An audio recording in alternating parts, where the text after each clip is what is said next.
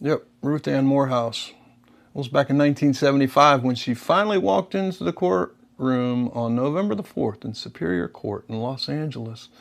And the judge told her, "Lord, have mercy on her wicked soul." And he let her go. Time served.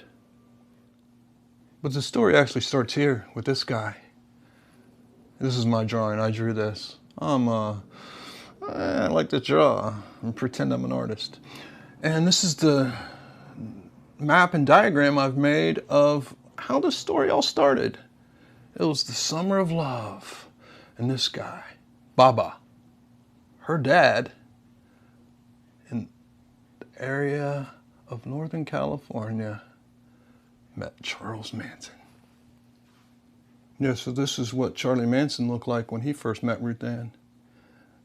Basically, when Charlie Manson first met Ruth Ann Morehouse, he got arrested because of Ruth Ann Morehouse.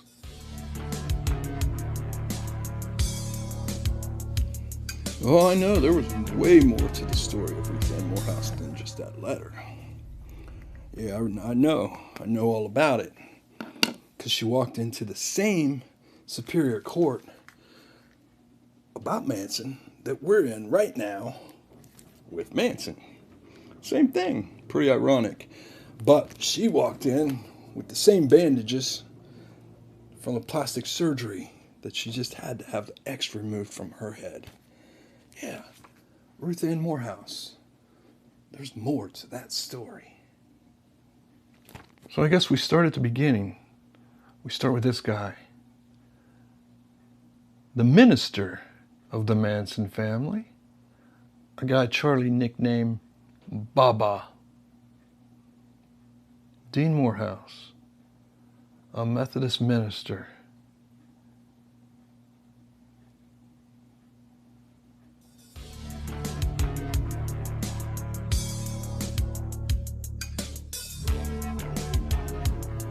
The reason this Manson stuff is so intriguing even to this day is because none of it makes any sense whatsoever.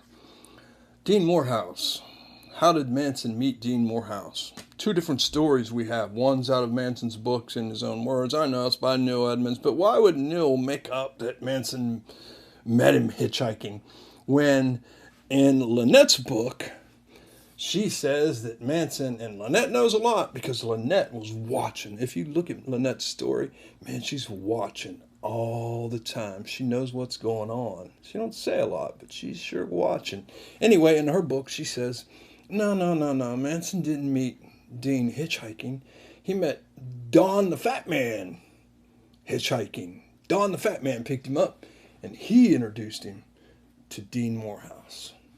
No matter what story you want, Manson got picked up by Dean hitchhiking or by Don the Fat Man, according to Lynette, who wasn't even there. It's up to you. Again, that's the thing about this Manson story. It all has a bunch of different beginnings, endings, meanings, and for some people it means things that it don't really mean to me. I know that for damn sure. Dean Morehouse is an interesting part of this Manson family story. I think he's an important part of the story too. Most times he's just a side note in the story, but this guy, he tried to join the Manson family. Not only did he try to join them, he pretty much gave his daughter up to him. And not only that, he pretty much gave his daughter up to Terry Melcher. He went becoming a preacher-looking man to a man that looked like that later on. And then he got on a list for the rest of his life. This guy's an interesting character. The father of Ruth Ann Morehouse. Every member of the Manson family, they all had a story before Charlie Manson. For Dean Allen Morehouse, that story began in Minneapolis, Minnesota in 1920. He was a devoted family man, educated minister, and a lifelong seeker of spiritual truth. Dean spent years searching for answers in religion and theology. Yet the path he chose would lead him far from the conventional world of the church and family. In the early 1950s, that search led him and his young family north to Canada, where a revolutionary religious movement known as the New Curriculum was challenging long-held beliefs and asking difficult questions about the Bible itself. For Dean, it was the beginning of a journey that would test everything he thought he knew. It was during this period that his daughter Ruth Ann was born. Years later, she would become known as Oish within the Manson family. Father and daughter would eventually find themselves woven into one of the most infamous stories of the 20th century. This is the story of Dean Moorehouse. The only girl who could ever tempt me was the girl of that preacher man. She was. Hello. You know why Manson was out to meet Dean? It was because of this. Yeah, Dean wanted some of that, and Manson was supplying it. Yes, he was. He was. Hey, remember that fat guy, John, we were talking about at the beginning that picked Charlie up hitchhiking? Charlie was telling him about this stuff he could get, where you could tune in and drop out. And Dawn happened to be Dean's best friend. So, of course, they both wanted to partake in this magic potion that Charlie had. So Charlie came back up because Dean invited him, Mary, and Lynette to come up and drop out. And that's where they met Ruth. Also, we got Dawn, the fat guy, Dean, and Charlie with Mary and Lynette and Ruth Ann all ready to take a trip. Because at this point, he's questioning everything. He's questioning his marriage. That's why they're at this. It's the Adnac cabins that they're at in Mendocino. It's in the, if you've never been there, oh man, it's a beautiful place. The Adnac cabins aren't there anymore. The one, cabin number 14 that Dean had taken his family to on a little vacation. It's not there anymore. It's now that's owned by a ranch, but there's still places to camp there, and there's still campgrounds where they have cabins like the ones that they were in. That this place is beautiful. I mean, the trees are like, it's majestic. And I think that's where Manson probably fell in love with the redwood trees, is right here at Dean's, because this place is magical. Anyway, now they're at Dean's little cabin here. And Dean also has a house in San Jose. And he brought everybody there, his wife, his kids, probably trying to work out a bad marriage too. Not to mention that he's now going through, I don't know if I believe in the Bible, and then Manson shows up, and everything that Manson says, Dean is able to quote something out of the Bible from what Manson's saying to make sense out of it. Manson really likes this guy. He likes him a lot. This is where pretty much the philosophy of Manson being Jesus Christ came from, because Dean said it. He thought this was the second coming of Jesus Christ, Charles Manson was.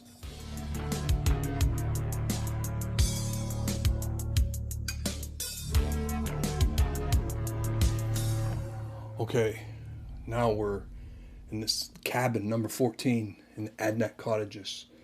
Adnac, yeah, it stands for Canada backwards. People who bought it from Canada. Anyway, it's me, you, Lynn, Charlie, Mary, Dean, his wife, his 4 kids, and Fat Dawn, wow, man. Ruth said that when she was on Charlie's magic stuff, close your eyes and you open them up and it's all white. Wow, it's all white. We're all doing this right now in the Adnac, and some reason Dean and his old lady get in a fight, and they're messing up the whole trip. And now she takes off with 3 of the kids. She leaves Ruth Ann there. There's a girl named Chris too. I don't know who Chris is. Maybe you know. You were there too. And Mary and Lynette and Charlie and Ruth Ann, they're the only ones left at the house. And the old lady who left, who went back to San Jose, She called the cops. So it was 1 p.m. when the call came in, and then it was 1:45 p.m. that a Captain Richardson gave word to the other deputies, that word from San Jose, that Ruth Ann Moorehouse was in a cabin at Adnac and Leggett, and she was be picked up and transported to juvenile hall in Ukiah, and then released to her mother. She was a 15-year-old white female juvenile. With Ruth were 4 other adults, and one of them, the subject, said that Ruth didn't have to go with the responding officer, and Ruth would have to be taken by force. And if she was taken, the other 4 would have to be taken also. The other 3 adults stood by and neither confirmed nor denied the subject's threat. The reporting officer returned to his patrol car and asked the officer for advice. Okay, let's recap here. Manson shows up at Dean Moorehouse's house. It's actually a cabin they'd rented. They rented it on Sunday, July the 23rd. 2 days later, Ruth Ann's mom decided to split. She took the kids with her and she went back to San Jose. One day ago, now it is Friday, one day ago, Thursday, her dad, Dean, decides to go to San Francisco and leaves Ruth Ann with Manson and Lynette and Mary Brunner and a guy by the name of Chris. The mom finds out about it in San Jose, calls the police. They come down to take Ruth Ann to juvenile hall, and then from juvenile hall they're going to assist, I guess, and take Ruth home. Police are being quite friendly here. Anyway, Ruth Ann's 15 years old. So the cops show up, and Manson immediately makes the statement, "You'll have to take her by force, or you'll have to take us with her." So the cop gets back into his car, and he's calling for backup. Now he gets out of his car, and he's walking down to the cabin with Manson, and he's telling him, "Hey, I just called for backup." And Manson's like, on the second page of the report, it says that Ruth Ann told the police that her dad went to San Francisco that morning and he would be back by 5:30 p.m. that night. Same time, Manson's screaming at Ruth Ann. Well, he's not screaming at Ruth Ann. He's talking loud enough that Ruth Ann can hear him saying, "Don't go with them. Don't go with them. You don't have to go back with them." So by this report, Ruth was telling the officer that she just wanted to stay in the cabin and wait for her dad. Because basically her dad just left that morning and he would be back by 5:30. San Jose is not really that far from San Francisco anyway. But the mom, she wasn't having that, and she called the police. And the mom, Manson found out always that the women always get their way. Because now the CHP shows up, and it says that Manson told him, too, that he was encouraging Ruth to stay in the cabin, and the law had no right to take Ruth away. And by this time, there were several deputies on site.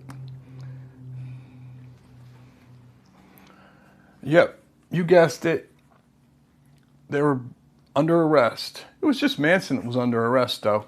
But Ruth Ann, they were taking her into custody. And it says in here, en route to Ukiah. That's where they were taking them. Manson told Ruth he was basically giving her Miranda rights to Ruth in the back seat because they've taken them both in the same car. I mean, the guy who was interfering with the arrest is now in the back seat with the girl they're taking back. But that's how it worked, per the police report. And in the back of the car, Manson's like, now he's changing his tune. He's like, oh crap. He's like, what does he say? The subject told Ruth, they were, and it has in parentheses, they were both in the back seat of the same car, that any statement Ruth made would be used against him in court. And then he also went on to say, where he was talking about force, he meant that Ruth would have to be taken forcibly, not that the subject would forcibly intervene. So Manson was making it quite, and he knew they were listening too, probably, and he was making it quite known that it's like, wait a minute, by force? I didn't mean that. I didn't mean that. I was just being a little, alligator mouth with a little canary ass. But he really didn't care about going to jail anyway. Also, while they were in the back seat, Manson also told Ruth Ann this. He said, when you get to juvenile hall, she should just get out and walk away. She doesn't have to go there. And he was probably right about that. There was no reason to take her to juvenile hall. I mean, her dad's the one that left. It wasn't like Ruth was committing any sort of crime. She was abandoned by her father, if anything. But then her father left her with four adults. So it was pretty iffy and touchy right here already, as it was. But Manson was on his way to jail, and Ruth Ann was on her way back to her mom's house. And that was the first time that Ruth Ann ever met the Manson family. But it wouldn't be the last, because it was a year later she would show up again. They must have made quite of an impression on her. And the Christopher guy that I asked you if you knew who he was. Yeah, the Christopher guy they left there at the house, or that Dean left there at the house, was Christopher Henry Walsh. Male, 6'2", 150 pounds. Gave his selective service number, and his date of birth was in 49. And he was a musician. And also there was Lynette Fromme and Mary Brunner. And the case was closed after the arrest of Manson. But Dean had something to say about that arrest too. And he made a statement later. And this is his statement. In his own handwriting, I suppose. And it goes, on July the 27th at about 9 a.m., I left my daughter with adults, Charlie, Chris, Mary, and Lynn, at my home. I left for San Jose on business and intended to return Friday night or Saturday a.m. I got back home this a.m. at about 11 a.m. and found that my daughter had been taken to juvenile hall and my friend Charlie was arrested. The above people are friends of mine, and I left my daughter in their care temporarily, in my opinion. The order from the San Jose Police Department was invalid, and no proceedings for divorce or separation have been filed by either party. Dean Moorehouse. So she must have said that we've already filed for divorce and whatever. You know how that goes. But anyway, that's the first time that Charlie met that little girl. She's 15 years old, yep. By the next time they meet, she'll be 16, and she'll be married by then. Peace.